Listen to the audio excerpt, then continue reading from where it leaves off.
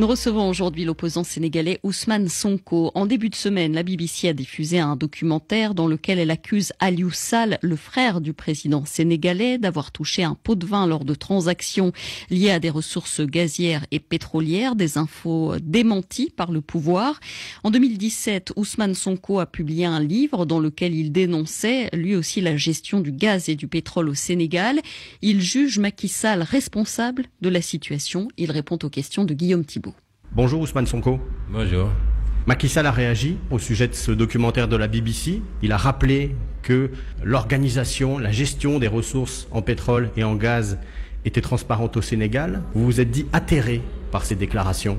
La réaction du président Macky Sall a été catastrophique, puisqu'on a plus vu un frère qui défendait son petit frère qu'un président de la République qui défendait les intérêts de 15 millions de Sénégalais. En 2017, moi-même, j'avais publié un livre, Pétrole et gaz du Sénégal, chronique d'une spoliation. Tout ce que BBC a dit se trouve dans ce livre. Le seul élément nouveau, c'est les précisions contenues dans les contrats par rapport aux montants qui ont été avancés. Mais j'avais bien établi le trafic d'influence, le délit d'initié, de concussion, de fraude fiscale.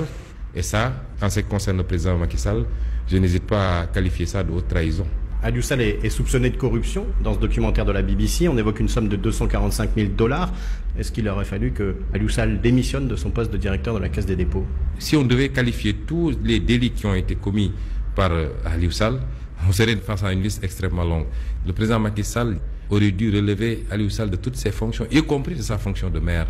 Il l'a fait avec Khalifa Sall pour des accusations 1000 fois moins importantes, mais il aurait également immédiatement dû prendre un décret pour le relever de ses fonctions à la tête de la Caisse de dépôt et consignation. Dans son documentaire, la BBC indique que Franck Timis pourrait toucher 10 milliards de dollars de royalties sur les 40 prochaines années.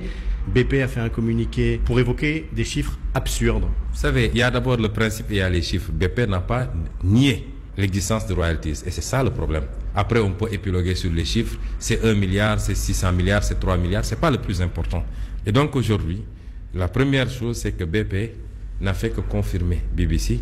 Peut-être conteste les montants, mais n'a pas contesté la réalité de ce qui est reproché à BP. Franck Timis a eu, je ne dirais pas l'intelligence, mais la roublardise d'introduire le frère du président dans l'affaire. C'est ce qu'il a fait au Libéria avec le fils de Ellen Johnson Sirleaf. C'est ce qu'il a fait au Burkina Faso sur les mines de Tombao avec le frère de Blaise Compaoré.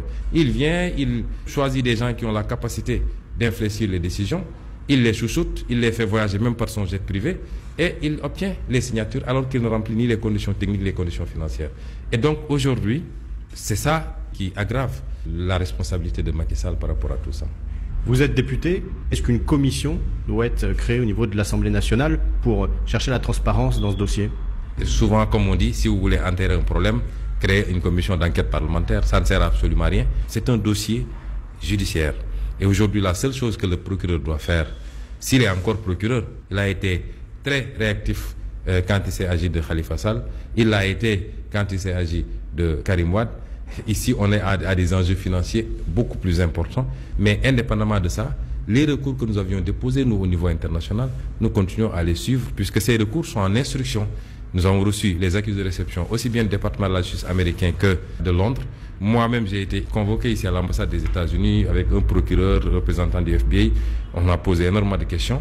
Vous savez, ces dossiers, tôt ou tard, connaîtront leur épilogue. Vous estimez aujourd'hui que seule la rue peut faire pression sur le pouvoir politique en lançant ses appels à manifester?